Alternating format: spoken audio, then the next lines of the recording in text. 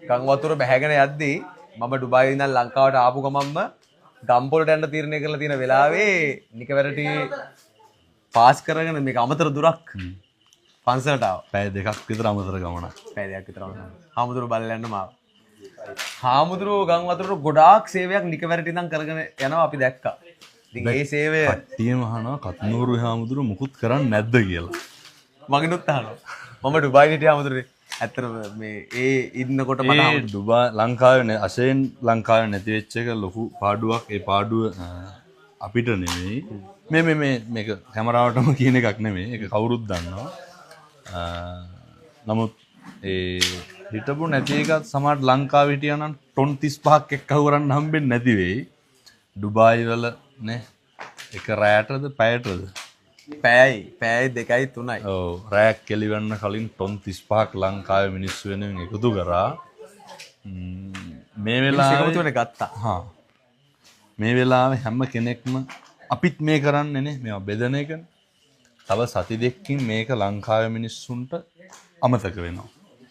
එතකොට මේ මිනිස්සු ගෙවල් වල ඉන්නකොට ඔය එන බඩු ටික බෙදන්න පුළුවන්. මේ අවුරුද්ද ඉවරෙන්න කලින් හැමෝම සතුටු කරන්න තමයි අරමුණ. ගොඩක් වටිනවා. දැන් මේ නිකවැරටි හාමුදුරුවෝ පන්සලේ කොහෙන්ද මෙහෙම දේවල්?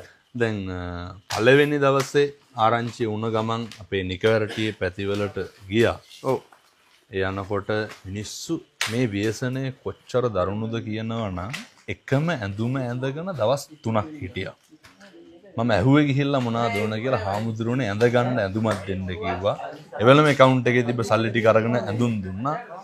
මදි. කතා කරා පානදුර සුපර් ෆැෂන් අධිපතිතුමාට පහෝදා ලක්ෂ 80ක රෙදියුවා. ඒකම මේ සෙරෙප්පු, සපත්තු, තුවා, බෙඩ් සීට් හැම දෙයක්ම දැන් මේ වර්ග කර අදත් බෙදුවා, හෙටත් බෙදනවා, අනිද්දාත් බෙදනවා. අපිට ඒ වෙලාවේ පැවරෙන වෙලාවේ හාමුදුරනේ අපි කොහෙද ඉන්නේ කියන එක වැදගත් වෙන්නේ. අපිට එතනින් එහාට යන්නත් බෑ. රටේ හදිස්සිත් නීතිය දාලා තියෙනවා. අපිට ලංකාවටම සේවය කරන්න පුළුවන් ආසයි. ලංකාව වටේම යන්න නම්. හැබැයි අපහසුයි. ඔය මොකක් හරි ක්‍රමයකින් ඒවට නිදහස දෙනවා නම් මීට වඩා ලොකු දෙයක් කරන්න පුළුවන් ඒ කියලා හිතෙනවා. එකමුතු කරන එක මහ ලොකු දෙයක් නෙමෙයි මිනිස්සුන්. පොඩි වැඩක් තියෙන ලංකාවේ මිනිස්සු තරම් මොකක් හරි විපතකටපත් වෙච්චාම නේ ඒක අහුවෙන විදිය. හැබැයි මම යෝජනා කරනවා මේක මේ සතියට සීමා කරන්න එපා. මේ සති දෙකට සීමා කරන්න එපා. වැටිච්ච මිනිස්සු නැගිටිනකන් වැටිච්ච රට යලි ගොඩ ගන්නකන් එකා වගේ සේරම විවේචනය නොකර එකතු වෙන්න කරන්න පුළුවන් දේවල් කරන්න. මේ වෙලාවේ අහන්න උදින ප්‍රශ්නයක් අහන්න. වතුර ගලාගෙන යනවා. මිනිස්සුන්ගේ උත්සාහය, ශක්තිය, සල්ලි ඒවත් ගලාගෙන යනවා. ඉතුරු වෙන්නේ සමහරකට ඇඳුමකුත් නැහැ, උප්පැන්න සාතිකෙත් නැහැ. ඉතුරු වෙන්නේ මිනිස්සු විතරයි. ඇඳිවත විතරයි. ඛේද වාචකයේ කොච්චර දරුණුද කියනවා නම් අද රිකිල්ල ගස්කට ගියා. මේ හරි ඛේද වාචකයක්. ළමයාට දෙන්න හදපු කිරි ටික පොවන්න සූප්පුවක් නැහැ. හදපු කිරි ටික ළමයාට පොවන්න රුපියල් 25 තියේ සූප්පුවක් නැහැ. එච්චරටම මිනිස්සු මේ වෙලාවේ අසරණ වෙලා ඉන්නේ. කෙනෙක් සූප්පුවක් හොයනකොට තව ජීවිත ගාන පස්සට තවත් තියෙනවා. අපි මේ කතා කරනකොට කන්ද උඩරට නායන. කඳු කරේ නායන. ඔය ගම්පොලට යන්න තීරණය කරපු එක නම් මම ගම්පොලට යන ගමන් ඉන්න දැන් මේ වීඩියෝ එක දැන් ඕගොල්ලෝ නරඹද්දි මම ගම්පොලට යන ගමන් එහෙම නැත්නම් ගම්පොලේ ඉන්නේ මම දැන් මේ වීඩියෝ එක දානවා හමුදුනේ මම මේ කරපු ගමම දානවා. හැබැයි ගම්පොල කොළඹද කියලා නෙමෙයි හමුදුනේ. අසරණකම තමයි.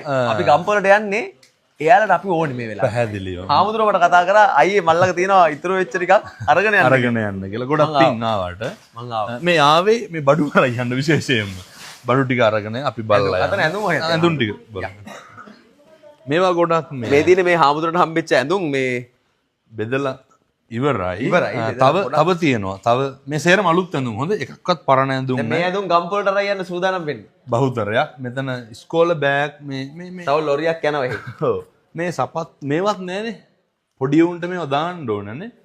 එතකොට අද පටන් ගත්ත එක්කහුව කරන්න මේ යෝජනා මෙහෙම කරමු. ජර්සි 5000. ජර්සි කියන්නේ අර සීතලට අඳින ඒවා ටික. ඒ මිනිස්සුන්ට අර ඇඳගෙන ආපු එක විතරයි. කඳු කරේට 5000ක් ඕනේ. මේකට ජර්සි කියන්නේ මේ මං ඇඳන් ඉන්න එක වගේ සීතලට හුඩීස් වගේ ඒවා 5000ක් කාරුරේ අරන් දෙන්න කැමති නම් එවන්න කැමති නම් සල්ලි ඕනේ නැහැ මේක ගන්න අපිට. ලංකාවේට වඩා පිට රට කට්ටියට quality hoodies තියෙනවා. හොඳ quality ඒවා තියෙනවා පිට රට. ඉතින් කාරු හරි කැමති නම් එවන්න.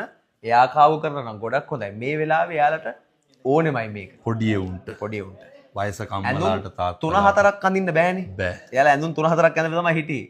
නමුත් එකක්වත් නෑ. දැන් එකක්වත් නෑ හාමුදුරුවෝ. ඉතින් ජර්සි 5000ක් අපිට අඳින්න පුළුවන්. හාමුදුරුවෝත් එක්ක මමත් එන්න හාමුදුරුවෝ. වැඩේ අපි ගිහිල්ලා ජර්සි ටික බෙදමු කඳුකරේට. සිංහලද දෙමළද මුස්ලිම්ද අදාළ නෑ ධර්මයට. පැහැදිලිවම මේ ඊතලේ ගැහෙන හැම කෙනෙකුට මේ ආවරණය ඕනේ. ඊළඟට කවුරුත් පටන් ගන්න ඕනේ. ඉස්කෝල ළමයි පොත නෑ, පෑන් නෑ, සපත්තු දෙක නෑ, සුදු රෙද්ද ඇඳුම නෑ. එහින්ද පටන් ගත්ත ළමයි 5000කට ඉස්කෝල බෑග් 5000යි, සපත්තු 5000යි, කව කටු පෙට්ටි 5000යි, පාට පෙට්ටි 5000යි. මේ අද හම්බුණා මූලික බඩු ටික ලබන සතිය ඇතුළත ඉස්කෝල ළමයි 5000කට දෙනවා. නිකවරටි මිනිස්සුන්ට මන් දවසක් පොරොන්දු වුණා ඊයේ පෙරේදා. කණ්ඩ දෙනවා හෙට පවුල් 1000කට නිකවරටි පවුල් 1000කට සුපර්පේෂන් අධිපතිතුමා ලොකු අනුග්‍රහයක්.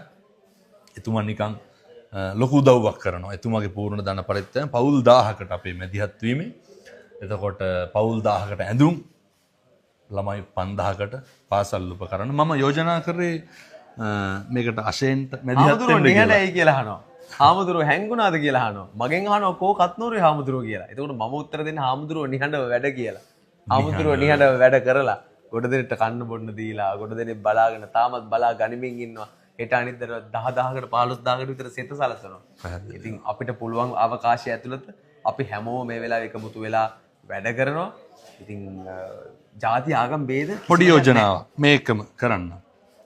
වටිනවා. මොකද මට මේක කියාගන්න නේ ලංකාවේ ලොකු ෆෑන් බේස් එකක් තියෙන කෙනෙක් අශේන් සේනරත්න. එතකොට මේක ලොකු පණිවිඩයක් දෙන්න පුළුවන් පින් සිද්ධ වෙනවා. ධර්මදේශනා පින්කම් වලට ඉදිරියේදී තියෙන ඒවට ලවුඩ් ස්පීකරයක් හොඳට ප්‍රමාණවත්.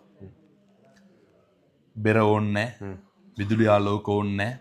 බැනර් කටවුට් ලොකුවට ඕන්නේ නැහැ. ඩිජිටල් තිර ඕන්නේ නැහැ. ලක්ෂ ගාණක් යන ඒවා නවත්තන්න පුටුවක් දාන්න ලවුඩ් ස්පීකරේ තියන්න මයික් එකක් දාලා ඉතුරු මුදල් සේරම මොකක් හරි මේ ව්‍යසනයෙන් දුක් විඳින මිනිස්සුන්ට ඉදිරියේදී බණ ගොඩක් රැසක් ලංකාව වටේ පැවැත්වෙන්න සූදානම් තියෙනවා. කත්නෝරේ හාමුදුරුවෝ වඩින්න සූදානම්ින් ඉන්නවා. හැබැයි අපි ඕනවට වඩා ඒව සරසන්න ඕනේ නැහැ කියලා හාමුදුරුවෝ ඉල්ලීමක් කරනවා. මොකද තව මාස 3-4ක් යනකම්වත් අපේ මිනිස්සු විඳවනවා. පැහැදිලිව.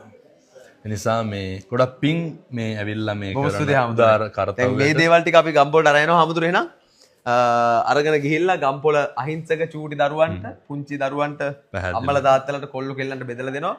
හාමුදුරන්ට බොහොම පිං සිද්ධ වේවා. බුදු සරණයි. බුදු සරණයි. තෙරුවන් සරණයි.